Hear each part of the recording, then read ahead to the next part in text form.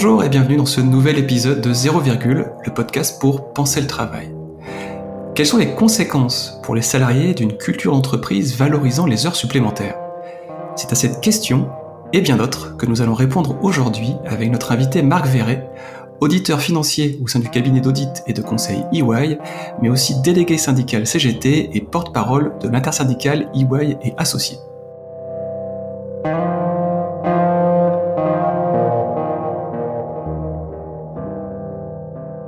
Bonjour Marc.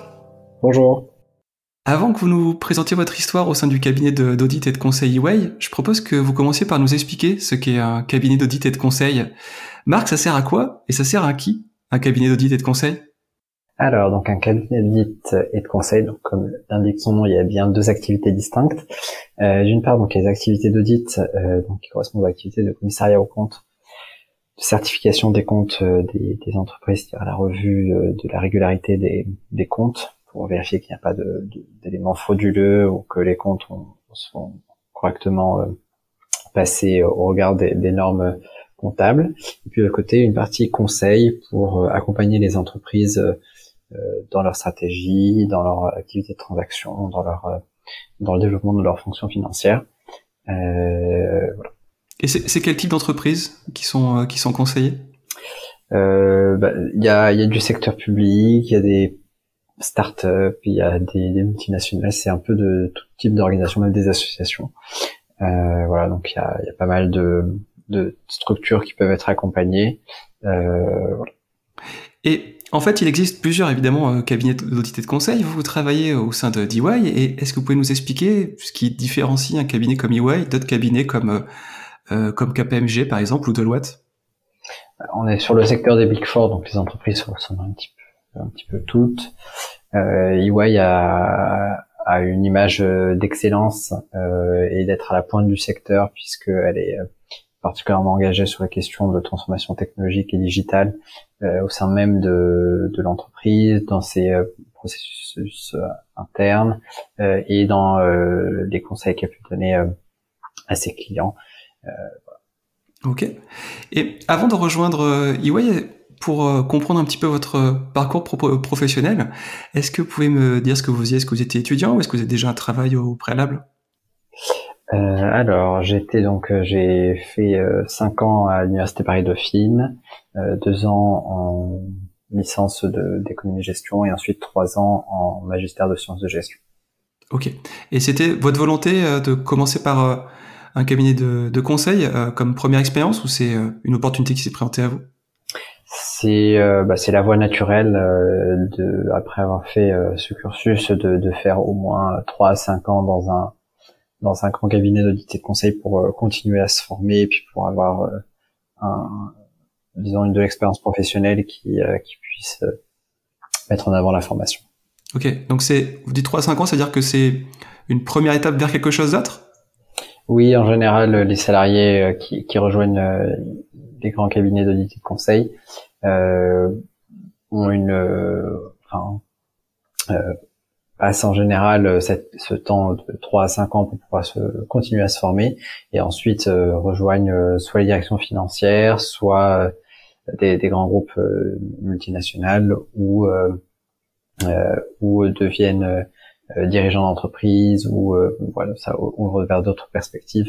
C'est effectivement une étape. Ok. Et vous concernant, c'était quoi est-ce que vous avez un objectif avant d'intégrer le cabinet de conseil, une volonté particulière, pardon? Non, de mon côté, j'avais pas d'objectif de long terme. C'était, j'avais pas de cas précis. Après, j'attendais de voir ce qui allait pouvoir être fait. Ok. Est-ce que vous aviez une attente, en tout cas, du cabinet que vous avez rejoint pour votre formation ou pour votre quotidien ou pour votre apprentissage? Des attentes particulières? Non, pas trop. On connaît tous la réputation de ce genre de cabinet, c'est-à-dire qu'on travaille beaucoup, c'est très exigeant. Il y a une méthode de travail que l'on acquiert dans ce genre de cabinet, donc mais c'était pas des attentes particulières. Enfin, on sait que c'est comme ça que ça fonctionne, donc voilà, on sait à quoi s'attendre. Après, en dehors de ça, évidemment, il y a aussi un cadre plus général tels que la création d'une promo et d'événements autour de ça qui existe et qui rend la cohésion entre salariés assez forte, puisque en fait après être sorti de l'école, on est directement recruté et il y a un séminaire de formation qui est mis en place à notre arrivée, qui dure à peu près 1 à 2 semaines et autour duquel évidemment peut se créer cet esprit de promo. Ok. Et vous y êtes depuis combien de temps aujourd'hui? Depuis 6 ans. Ok. Et je suis très intéressé de savoir comment sont déroulés en fait vos débuts et qu'est-ce qui vous a amené aujourd'hui à être délégué syndical. Je propose de commencer par se concentrer sur vos débuts, les premiers mois, la première année. Qu'est-ce qui vous a marqué? Qu'est-ce qui vous a semblé peut-être différent par rapport à ce que vous attendiez? Les débuts ont été marqués par une montée graduelle de la charge de travail. La première année, c'était assez convenable, même si on avait de vrais pics d'activité entre janvier et mars, ce qui est cohérent puisque c'est la période à laquelle on audite réellement les comptes des entreprises qui arrêtent leurs comptes en général au 31 décembre. Et ensuite, nous, on fait notre revue en général au premier trimestre. Donc, la première année était marquée en soi par une réalité conforme aux attentes, même si même si on réalise réellement à ce moment-là la pression de la rentabilité qui existe, mais on la subit pas encore réellement. Après, au bout de la 2e et 3e année, on l'a subi vraiment concrètement, avec une charge de travail qui s'alourdit, avec une exigence de performance qui devient très forte, voire trop forte.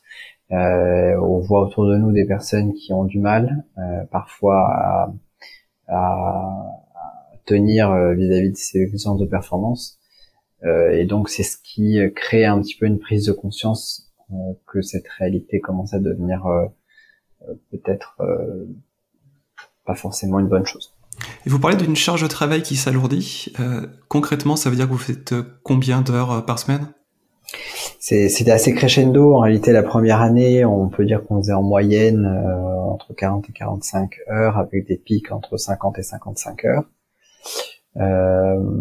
Et puis ensuite, ça monte progressivement, avec une moyenne qui est entre 45 et 50 heures, avec des pics qui peuvent atteindre les 60 heures, etc., etc. De mon côté, j'ai jamais eu de pic à 70 heures, mais j'ai eu des collègues qui ont eu ce genre de pic. Donc ce sont des charges de travail qui vont crescendo au cours des 2-3 premières années, surtout sur la période janvier à mars, qui est vraiment une période critique, qui peut même s'étendre jusqu'à juin.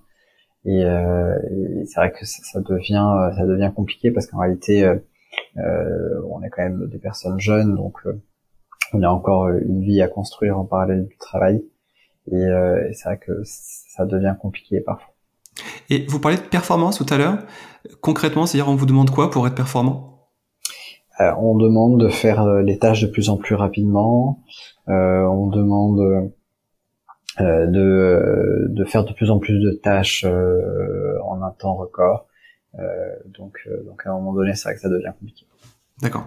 Donc c'est toujours aller plus vite et avec un nombre d'heures qui s'alourdit. Et c'est ces conditions-là qui vous ont amené à vouloir faire entendre votre voix au sein du cabinet et à peut-être faire changer les choses en devenant délégué syndical?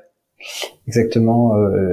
Ce qui a créé mon engagement, c'est de voir autour de moi une masse de gens qui souffraient en réalité de ces conditions de travail. Alors c'est pas des souffrances parfois énormes, hein, mais il peut y avoir des petites pathologies liées au stress, telles que les troubles du sommeil, l'anxiété, ce genre de choses, ou alors des choses un peu plus lourdes, avec des cas d'arrêt maladie de longue durée ou quelques cas de burn-out. Et c'est cette réalité-là qui m'a fait réagir, parce qu'en réalité, rien ne justifie que l'on mette en danger sa santé pour le travail. Et puis c'est vraiment le fait que cette course à la rentabilité effrénée n'était en réalité freiné par rien et par personne. Et en fait, à un moment donné, on se dit que il faut peut-être agir. Et est-ce qu'il y a eu un élément déclencheur qui vous a fait dire ok, là on a dépassé une certaine limite et c'est maintenant que je veux que je veux m'investir davantage? Disons que là, il n'y a pas eu de vrai déclencheur, mais il y a eu une série de choses qui a poussé à accélérer ma réflexion. Il y a d'une part eu le fait que l'entreprise est très engagée dans une communication pour vanter le bien-être au travail, et le fait de voir une réalité qui est contraire ou en tout cas très opposée à la réalité fait dire qu'il y a quelque chose qui va pas. Et puis le fait de voir autour de moi les personnes souffrir de plus en plus, sans que les alertes que l'on ait pu envoyer à notre hiérarchie ou à la direction ne créent de véritables électrochocs. Donc en fait, c'est un processus plutôt qu'un déclencheur. Et au bout de 3 ans aussi, on a une certaine légitimité, enfin on se sent une certaine légitimité dans le travail, puisqu'il faut quand même avoir une certaine expérience pour pouvoir considérer que le ressenti que l'on a n'est pas seulement un élément conjoncturel, mais un vrai trouble structurel. Et donc au bout de 3 ans, on se dit que c'est peut-être le moment d'agir. Ok. Et est-ce que cet engagement, le fait d'agir, comme vous venez de le dire, ça vous a isolé de certains de vos collègues ou de certains de vos supérieurs? Non, ça m'a pas isolé, ça a, disons, troublé quelques personnes de ma hiérarchie, mais ça ne m'a pas isolé de mes collègues. Au contraire, j'ai eu un certain nombre de messages de soutien de mes collègues qui m'ont soutenu et qui m'ont porté dans cet engagement. Ok. Et vous avez parlé on va dire, de culte de la performance et d'heures supplémentaires. J'imagine que ça fait partie de vos revendications, en fait, en tant que délégué syndical. Mais est-ce que vous avez d'autres revendications? Est-ce que vous pouvez nous présenter l'ensemble de vos revendications? Alors, on a 3 axes revendicatifs. On a donc évidemment le temps de travail avec la volonté de caper, enfin de limiter au maximum le temps de travail à 48 heures hebdomadaires, puisque plusieurs études médicales de l'OMS ou de l'INSERM montrent que travailler au-delà de ces limites est dangereux pour la santé, tant physique, c'est-à-dire cardiovasculaire, que psychique. Donc ça, c'est quand même un axe très fort et un élément très important. Le deuxième axe, ce sont les salaires, puisqu'en fait, en réalité, comme dans un certain nombre de secteurs français, secteurs économiques dans l'économie française, les salaires ont été gelés depuis 10 ans et le pouvoir d'achat des salariés a été grignoté par l'inflation. On a une perte nette de pouvoir d'achat de 5 à 15%,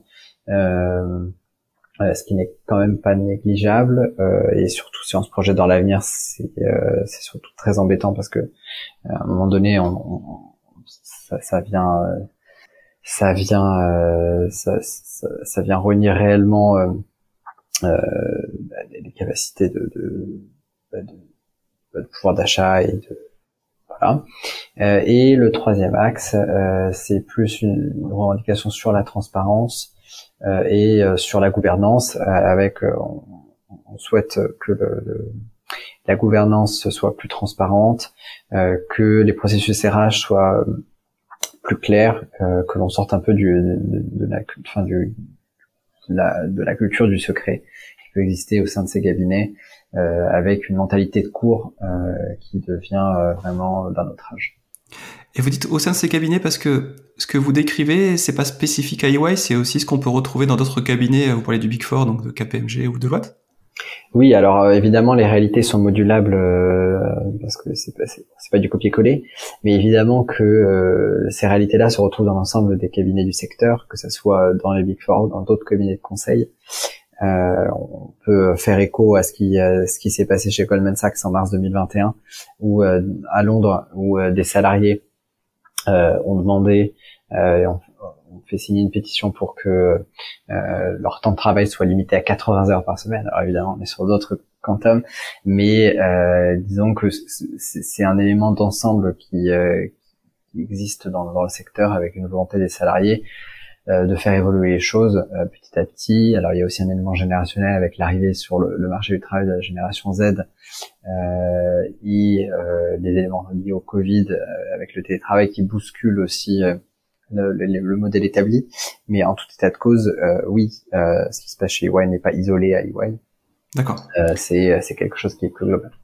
Et d'ailleurs, vous venez de parler du Covid. Est-ce que le Covid a eu un impact sur vos conditions de travail, positifs ou négatifs?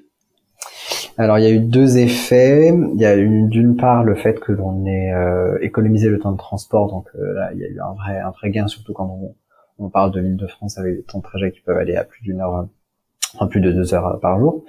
Donc ça il y a eu un gain, mais en revanche il y a eu un vrai trouble pendant la période du Covid et du confinement, avec un effacement des frontières entre la vie personnelle et vie privée, des temps de connexion et donc de travail qui se sont alourdis de ce fait de cet effacement, puisqu'il y a eu une pression, on va dire, inconsciente à la connexion et au travail qui a pu exister pendant ces périodes-là, et évidemment une augmentation du temps de travail. Alors les chiffres que l'on a nous à notre niveau, c'est que le temps de travail s'est alourdi de 3 ou 4%.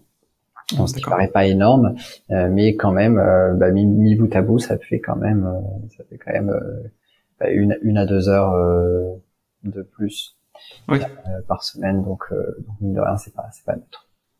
Alors, vous avez évoqué à plusieurs reprises les heures de travail, et j'imagine que c'est une de vos revendications fortes de pouvoir les limiter, comme vous dites tout à l'heure, à 48 heures par semaine.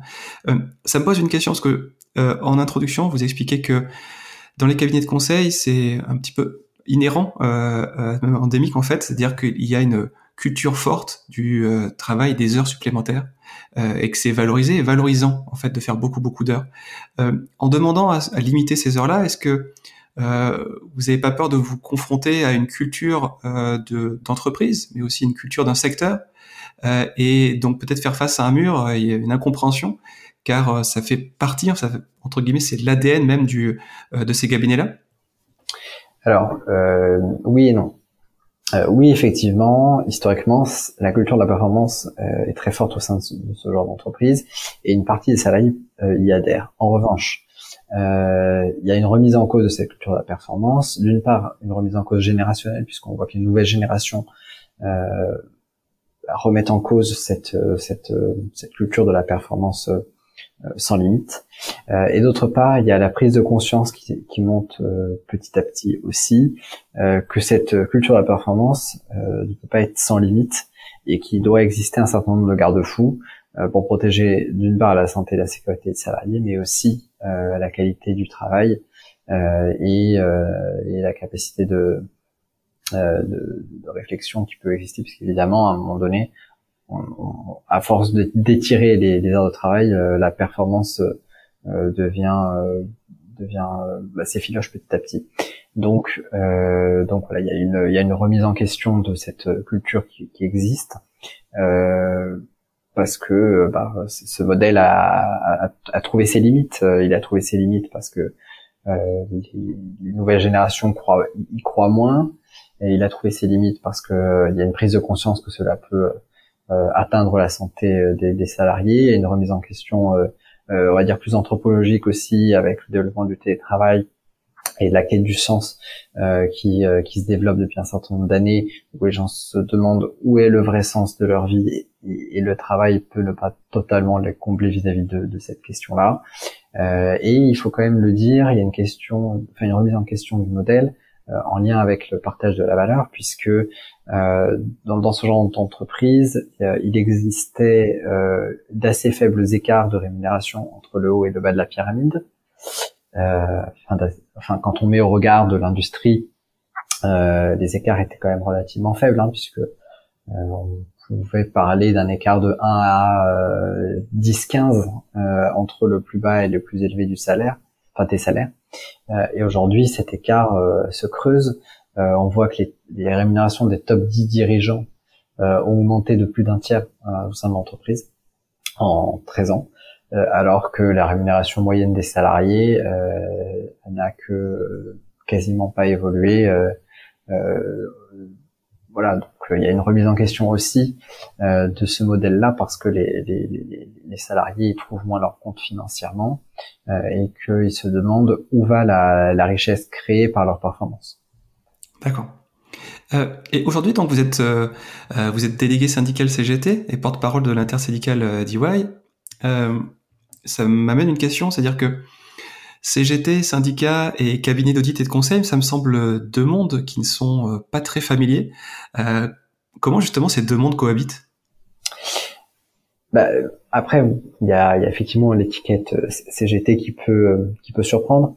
En réalité, la CGT est inscrite dans une démarche de coordination syndicale de manière générale, ce qu'on appelle le syndicalisme unifié, donc la recherche d'un travail unitaire avec l'ensemble des autres syndicats pour défendre les intérêts des salariés et évidemment rééquilibrer le rapport de force entre les salariés et le capital. Mais on n'est pas dans une logique de lutte de classe. La CGT a une position, enfin la CGT au niveau confédéral a une position, au niveau décentralisé, chaque section donne sa coloration de la ligne, on va dire politique qu'il souhaite donner à son combat et à son activité syndicale. Et nous ne sommes pas dans un combat de lutte de classe. Nous sommes d'abord et avant tout dans un combat pour la justice sociale et pour la défense des valeurs humaines au sens large. Donc voilà. Ok. Et ce que vous décrivez en fait dans votre quotidien, dans ce que de la performance, des heures de travail et cette mauvaise répartition, ou plutôt cette injustice dans la répartition des salaires et cet écart grandissant qu'il y a entre le salaire le plus bas et les salaires les plus hauts. Est-ce que au final c'est pas inhérent à ce genre de cabinet de conseil dans ce sens où d'un point de vue très extérieur, ça me semble être ce que doit justement conseiller ces cabinets de conseil à leurs clients pour être toujours plus profitables. Alors il y a effectivement la question de qui de l'œuf ou de la poule existe en premier, avec un impact de ces cabinets d'audit et de conseil sur les directions financières qui peut tirer dans ce sens-là. Mais ce que l'on peut dire à ce sujet, c'est que historiquement, au sein de ces cabinets, il y avait des écarts qui étaient quand même assez modérés entre les plus hauts et les salaires les plus hauts et les salaires les plus bas.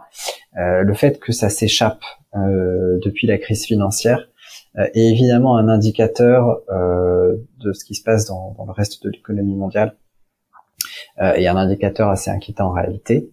Notre combat interne recoupe également évidemment une vision plus globale sur la régulation de l'économie mondiale, où on souhaite freiner ces inégalités salariales parce qu'on considère que ça n'est pas justifié, ce n'est pas efficace économiquement, puisque ça crée une perte de performance en réalité et une perte de motivation, puisque les salariés sont motivés et impliqués à partir du moment où ils voient que la répartition de la valeur est juste. Et aujourd'hui, justement, il y a une remise en question de ces inégalités que les salariés ne comprennent pas plus et qu'ils considèrent comme étant injustifiées. D'accord. Et en fait, depuis que vous êtes délégué syndical, depuis que vous avez partagé vos revendications et que vous combattez pour qu'elles soient entendues, est-ce que vous avez pu voir des changements au sein d'EY?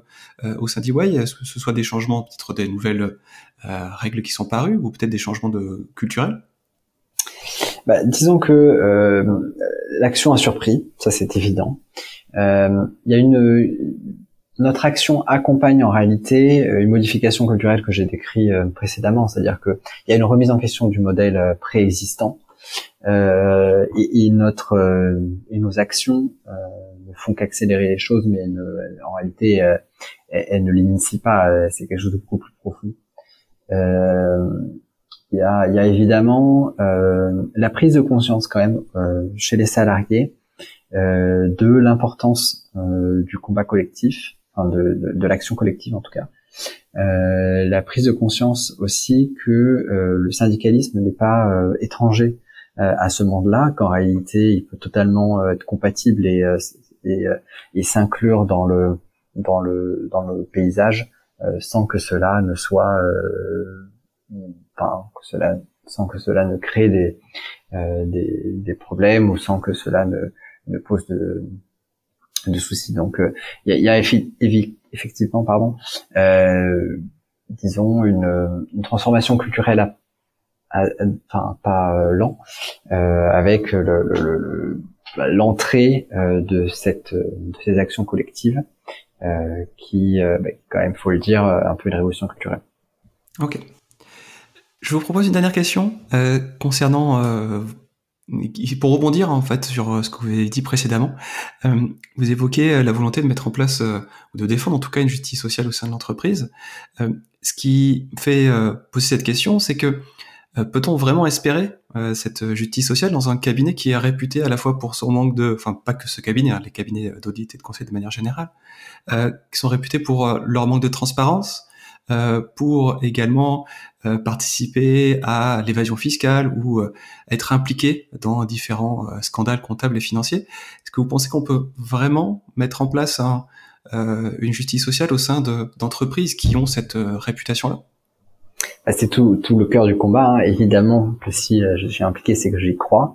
Je pense que si on le fait de l'intérieur, ça a aussi évidemment une implication sur l'activité en tant que telle. Je pense que c'est extrêmement important d'initier le combat à l'intérieur, parce que, pour deux raisons principales. D'une part, parce que c'est la volonté des salariés. En tout cas, c'est ce que je ressens, c'est-à-dire qu'il y a vraiment une volonté de changement qui existe à l'intérieur de l'entreprise, et d'autre part aussi parce que si on veut garder la pérennité de ces activités-là, il faut corriger le plus rapidement possible cette image et ces travers ces travers que vous avez décrits. Donc je pense que c'est tant un impératif social qu'un impératif économique, puisque l'activité ne peut être viable que si ces entreprises-là s'extirpent de ce genre de scandale sur le long terme. Très bien. Je vous remercie, Marc. Merci beaucoup.